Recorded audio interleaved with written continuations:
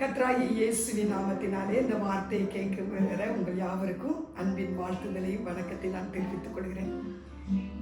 இம்மட்டும் நம்மளை ரட்சித்து அவருடைய அன்பினாலே நம்மளை அரவணைக்கிற தேவனுக்கு நான் நன்றி சொல்றேன். இன்றைக்கு அநேகருடைய இருதயத்துல ஆண்டுடைய சமூகத்துல வர்றதுக்கு அவங்க சொல்ற ஒரு காரியம், நான் அவ்வளவு நல்லவன் கிடையாதுங்க, அவர்கிட்ட போறதுக்கெல்லாம் நான் தகுதி கிடையாது அப்படின்னு சொல்லி தேவன்கிட்ட வர்றதுக்கு அவங்க என்ன செய்யறாங்க, பின்வாங்குறாங்க. இன்னைக்கு சில நேரங்கள் நம்ம பின்வாங்குறோம்.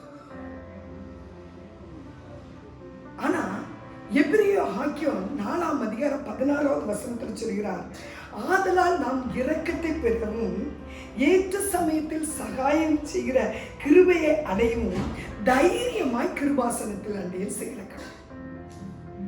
இங்க அவர் சொல்லி தர காரியம் என்னன்னா, நீ கிருபாசனத்தில் அண்டையில வர்றதுக்கு நீ என்ன செய்யாத, நீ பயப்படாத, தைரியமா வா. வேதாகமத்துல 2 ஏற்பாடு இருக்கு, ஒன்னு பழைய ஏற்பாடு, இன்னொன்னு புதிய ஏற்பாடு. நீங்க பழைய ஏற்பாடுல பாத்தீங்கன்னா, தேவன் ஆசரிப்பு கூடாரத்தை செய்த நேரத்துல 3 பகுதியாக பிரிக்கிறாங்க. ஒன்று மகா பரிசுத்த ஸ்தலம், பரிசுத்த ஸ்தலம், பிரகாரம். இந்த மகா பரிசுத்த ஸ்தலத்துலதான் இந்த கிருபாசனம் இருக்குங்க. இந்த மகா பரிசுத்த ஸ்தலத்துக்கு யாருமே போக முடியாது. ஆசாரிய ஊழியம் செய்கிற ஊழியக்காரன் மாத்திரம்தான் போகணுமே ஒழிய மற்ற யாரும் போக முடியாது. ஜனங்கள்லாம் எங்க நிற்பாங்கன்னா பிரகாரத்துல நிற்பாங்க. இந்த பரிசுத்த ஸ்தலத்துக்குள்ள யாரு போவானா, ஆசாரிய ஊழியம் செய்கிறவர் போவார். ஆனா அந்த கிருபாசனம் இருக்கிற அந்த மகா பரிசுத்த ஸ்தலத்துக்குள்ள இந்த ஊழியக்காரன் கூட இந்த ஆசாரியன் கூட வருஷத்துக்கு ஒரு முறை தான் போகணும். அப்பவும் எப்படிதான் போகணுமா, தன்னை சுத்திகரித்து, தன்னை கழுவி, பலி செலுத்தி, ஜனங்களுக்காக பலி செலுத்தி, தனக்காக பலி செலுத்தி, இத்தனை சுத்திகரிப்பு பண்ணிக்கிட்டு தான் அந்த மகா பரிசுத்தலத்துக்குள்ள போகணும். அப்படி சுத்திகரிச்சு போற அந்த ஆசாரியனும் கூட அவனுடைய சுத்திகரிப்பு முழுமை அடையலைங்க. அதனாலதான் ஒருவேளை அவன் சுத்திகரிப்புல குறைவு இருக்குமானா அங்கே அவன் மறிச்சு போவான். அதுக்காக தான் அவன் காலில் நினைச்சுவாங்க, கயிறு கட்டி வெளியே விட்டுருப்பாங்க. போன தான மனிதன் வரலன்னா, அந்த ஆசாரியன் வெளியே வரலன்னா, ஏதோ ஆண்டவர் அவங்க அடிச்சுட்டாருன்னு சொல்லி இந்த கயிறை வச்சு அவரை வெளியே எடுப்பாங்க. இதுதாங்க மகா பரிசுத்த ஸ்தலத்தோட நிலைமை. இந்த மகா பரிசுத்தலத்தையும் பிரிக்கிறதுக்கு தான் திரைச்சீலை என்ன செய்து காணப்பட்டது. அவர்களை பிரித்தது. மோசே கிட்ட ஆண்டவர் சொல்றாரு, ஏன் நீ ஆரம்பிட்ட ஒரு சகோதரிட்ட போய் சொல்லி அடிக்கடி அந்த திரைச்சீலை கிட்ட நீ வர சொல்லாத. ஏன்னா அங்க உள்ள யார் இருக்காருன்னா, கிருபாசனத்துல தேவன் ஆசீர்வாக்கி கொண்டு இருக்கிறாங்க. இதுதான் பழைய ஏற்பாட்டுடைய நிலைமை. ஆனா இயேசு கிறிஸ்து இந்த உலகத்துல வந்து அவர் நமக்காக மரித்து அந்த திரைச்சீலை என்ன செய்து 2ஆ கிழியுது. அதாவது மகா பரிசுத்தலத்துல இருந்த தேவன் அந்த திரைச்சீலை கிழிச்சிட்டு அவர் வெளியே வந்துட்டாங்க. நீங்க அங்க போக முடியாது என்பதற்காக தான் அவர் என்ன செய்யிருக்காரு, வெளியே வந்திருக்காரு. நாம மகா பரிசுத்தலத்துக்குள்ள போக முடியாது, அவர்கிட்ட சேர முடியாது. சில நேரம் பாருங்க, ஒரு பெரிய நமக்கு தெரிஞ்சவங்களா இருக்கலாம், பழகினவங்களா இருக்கலாம், அவங்க நல்ல பதவியில இருக்காங்க, நல்ல ஜாப்ல இருக்காங்க. நாம பாதியிலே படிப்பை நிப்பாட்டியாச்சு. திடீர்னு அவங்க நம்மளை பார்க்க வேண்டிய சூழ்நிலை வந்துட்டு நம்ம கிராமத்துக்கே ஒரு அதிகாரியாவே வராங்கன்னு வச்சுக்காங்களேன். நம்ம ஒன்றா படிச்சு வந்தானே, சின்ன வயசுல நம்ம சேர்ந்து விளையாண்டு தானேன்ட்டு நான் அந்த குறைஞ்சவங்க பக்கத்துல போக மாட்டாங்க. அவங்க கூனி குறி ஒரு இடத்துல நிற்பாங்க. ஆனா அந்த அதிகாரத்துல இருக்கவங்க அந்த அன்பு என்ன செய்யும், இறங்கி வந்து நம்ம மேல அவங்க மேல கை போடுறாங்கன்னு வச்சுக்காங்களேன், எவ்வளவு சந்தோஷமா இருக்கும். அப்படிதாங்க தேவனும் மகா பரிசுத்த ஸ்தலத்துக்குள்ள அசைவாடி இருந்த தேவன் சிலுவையிலே திரைச்சீலை 2ஆ கிழிச்சுக்கிட்டு அவர் வெளியே வந்து இன்றைக்கு நம்மோடு கூட அவர் அசைவாட உறவாட விரும்புகிறார். அந்த தேவன் சொல்றார், மகனே, உன் பாவத்திலிருந்து உனக்கு விடுதலை வேணுமா, உன் பலவீனத்திலிருந்து உனக்கு விடுதலை வேணுமா, உனக்கு இரக்கம் வேணுமா, கிருபை வேணுமா, நீ ஒளிஞ்சு நிற்காத, நீ பயந்து நிற்காத, உன்னை தாழ்த்தி நிற்காத, நீ தைரியமா கிருபாசனத்தை அண்டையில வா என்பதாக. ஆனா நாம இறக்கத்தை பெறதுக்கு இன்னைக்கு தைரியமா போறதில்லை.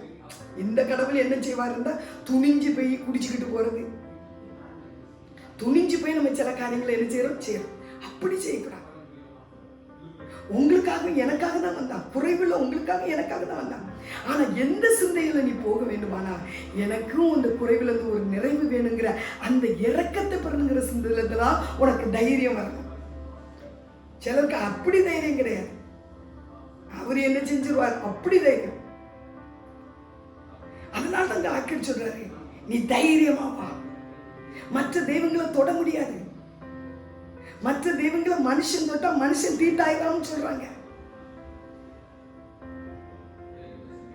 மற்ற தெய்வனுடைய பாதத்துல தான் அவங்க போய் நிற்க முடியும். ஆனா நாம ஆராதிக்கிற இயேசுவோ, நீங்க எத்தனை தொட்டாலும் சரி அவர் தீட்டாக மாட்டாரு. அவருடைய பரிசுத்தம் தான் நம்மளை என்ன பரிசுத்தப்படுத்தும். அவருடைய அன்பு தான் நம்மளை அன்புள்ளவர்களாய் மாற்றும். அவருடைய சாந்தம் தான் நம்முடைய கோபத்தை மாற்றி நம்முடைய சாந்தம் உள்ளவர்களாய் மாற்றும். நம்முடைய சாயலையே மாற்றுகிறது எதுனா அவருடைய சாயல் தாங்க, அவருடைய பிரசனம் தாங்க நம்மை ஆக்குப்பை பண்ணுமே ஒழிய நாம ஒரு நாளும் அவரை ஆக்குப்பை பண்ண முடியாது. புரியுதுங்களா? அதனாலதான் தைரியமா நிற்கிறான். யாருனாலும் பையா, இந்த தெய்வம் தீட்டுப்பட மாட்டார். நீங்க யோசித்து பாருங்க, 12 வருமா பெரும்பாடு உள்ள ஸ்திரீ, அந்த நாட்கள்ல பெரும்பாட்டோடி கூட போனா அது தீட்டு. ஆனா அவ தைரியம் வந்தது அவளுக்கு. என்ன தைரியம்? இவரை தொட்டால் நான் சுகமாவனே ஒழிய அவர் தீட்டுப்பட மாட்டார். இந்த தைரியம் தான் 12 வருடமா பெரும்பாடு இருந்த அந்த சகோதரி, அந்த தைரியம் அவளுக்கு வந்ததுனால தான் 4 நாள் காய்ச்சலானாலே நம்மளால எழுப்பி நடக்க முடியலையே. இவ 12 வருடமா கஷ்டப்படுறான். ஒரு நாள் இல்ல, 2 நாள் இல்ல, 12 வருஷம். இவளுக்கு எங்கெங்க பலம் இருக்கும்? அவ படுத்த படுக்கையாலா இருக்கணும், படுக்கை விட்டு எழுப்ப முடியாமலா அவன் இருக்கணும். அதையெல்லாம் தாண்டி இவ எழுந்து அங்க போனானா, இயேசுவின் வஸ்திரத்தை போய் தொட்டானா, அவளுக்குள்ள ஒரு தைரியம் வந்தது. அந்த தைரியம் என்ன தைரியம்னா, இவரை நான் தொட்டா சுகமாவேன். அந்த கிருபாசனத்தன்னைக்கு நான் போவேன். அவன் நினைவுக்குள்ள அந்த சிந்தனைக்குள்ள வந்த உடனே அவளுக்குள்ள ஒரு பலன் இறங்கிச்சு. இயேசுவை தொட்டா இயேசு தீட்டுப்படல, அவ சுகமாக்கிட்டாங்க. எனவேதான் தேவன் சொல்கிறார், நீங்க எந்த தவறு செய்தவங்களா இருங்க, நீங்க எவ்வளவு பெரிய பாவம் செஞ்சவங்களா இருந்தாலும் சரி, எவ்வளவு குறைவுள்ளவர்களா இருந்தாலும் சரி, அதுக்காக இயேசு கிட்ட மட்டும் வராம இருக்கிறாங்க. நீங்க வந்து பாருங்க, உங்க குறைவுகளை எல்லாம் என்ன செய்ய நிறைவா. யாக்கோபு அப்பா கிட்ட ஆசீர்வாதத்தை வாங்குறதுக்கு நிற்க போகிற நேரத்துல அம்மா சொல்றான் நீ போ அப்படின்னு சொல்லும்போது, இவன் சொல்றான், இல்ல என் அப்பா ஆசீர்வதித்தா ஆசீர்வதித்தது, சபித்தா சபித்தது. இதை அறிஞ்சுக்கிட்டான். அப்பா ஆசீர்வதித்தா ஆசீர்வாதம், சபிச்சா சாபம். இப்போ அவனுக்கு என்ன நடக்க போறது தெரியாது. சாபமா ஆசீர்வாதமாங்கிறது தெரியாது. ஆசீர்வாதம் வந்தா நல்ல, சபிச்சுட்டா. அதனாலதான் அவங்க அம்மாட்ட சொல்றான், நான் போக மாட்டேன், அப்பா என்ன சபிச்சுட்டாருன்னா, சபிச்சது தானே அப்படின்னு. அப்போ அவங்க அம்மா ரெபேக்கா சொல்றான், மகனே, அவர் சபிச்சா அந்த சாபம் என் மேல வரட்டும், ஆசீர்வதிச்சா அந்த ஆசீர்வாதம் உன் மேல வரட்டும். இப்போ யாக்கோபுக்கு என்ன தைரியம் வந்துச்சுங்க? சாயல் கிடையாது, தோல் கிடையாது, வாசனை கிடையாது. அண்ணனுக்கு இவனுக்கு நிறைய வித்தியாசம், பேச்சில வித்தியாசம். வெளியே போய் சுத்திக்கிட்டு வர பையன்களுடைய பேச்சு, வீட்டுக்குள்ளேயே இருக்க பையன்களுடைய பேச்சு வித்தியாசம் உண்டு. பேச்சு வித்தியாசம், தோல் வித்தியாசம், அவனுக்கு மேலெல்லாம் முடி, அவனுடைய வஸ்திரத்தினுடைய சுமல் வித்தியாசம், இவன் வஸ்திரத்தின் சுமல் வித்தியாசம். இத்தனை வித்தியாசமும் காணப்பட்ட போதிலும் தைரியமா யாக்கோபு அப்பா கிட்ட போக ஒரே காரணம் என்னன்னா, பார்த்துக்கிடலாம், சாபம்னா எங்க அம்மா கிட்ட தானே போகும், என்கிட்ட வராதுல்ல, ஆசீர்வாதம் மட்டும்தான் என்கிட்ட வரும். இந்த தைரியம் தான் துணிஞ்சு அப்பா கிட்ட போய் யாக்கோபை நிற்க வச்சது.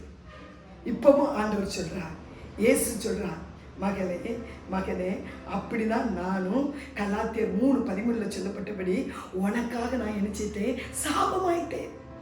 கிறிஸ்து நமக்காக சாபமானபடினால் அவர் சொல்றார், சாபம் வராது, நீ இரக்கம் வேணுமா, தயவு வேணுமா, அன்பு வேணுமா, எது உனக்கு வேணுமோ நீ தூர நிற்காத, என் பக்கத்துல வா, தைரியமா என் சமூகத்துல வா. ஏனென்றா உனக்காக சாபத்தை நான் வாங்கிக்கிட்டு நிற்கிறேன். உனக்காக அடியை வாங்கிக்கிட்டு நிற்கேன், உனக்காக அவமானத்தை வாங்கிட்டு நிற்கேன், உனக்காக நிந்தையை வாங்கிக்கிட்டு நான் நிற்கிறேன். அதனால நீ தைரியமாய் கிருபாசனத்தில் வா. எந்த கிருபாசனம் வராதன் என்று பழைய பாட்டில் எச்சரித்ததும் அதே கிருபாசனம் இன்னைக்கு உங்களை என்னையும் வா வா என்று அழைச்சிட்டு இருக்கு. என்ன தேவ பிள்ளைகளை, 1000 தடவை நீங்க விழுந்தாலும் ஓடி வாங்க. ஏன்னா 1000 தலைமுறைக்கு இறக்கத்தை வச்சுக்கிட்டு ஒருவர் கிருபாசனத்தண்டையில் நினைச்சார், அவர் நிற்கிறார். அதனால் தைரியமாய், இறக்க வேணுமா, கிருபை வேணுமா, எது உங்களுக்கு வேணுமோ தூர நிற்காதீங்க. தைரியமா கிருபாசனத்திட்ட வாங்க. அந்த கிருபாசனம் உங்களை மென்மேலும் தூக்கி நிறுத்தி அழகுபடுத்தி உங்களை ஆசீர்வாதமா இந்த பூமியில வைக்கும். உங்க பேரை பெருமைப்படுத்தும், உங்க அவமானங்களை மாற்றும், உங்க கண்ணீரை துடைக்கும். அந்த தேவன் சொல்கிறார், மகளே தைரியமாமா. அதை நான் இளைய குமாரன் வந்து பெற்றுக்கொண்டேன். நீங்களும் நானும் பெற்றுக்கொள்ளும். கர்த்தர் உங்களையும் உங்கள் காரியங்களை வாய்க்கப்படுவார். ஆமென்.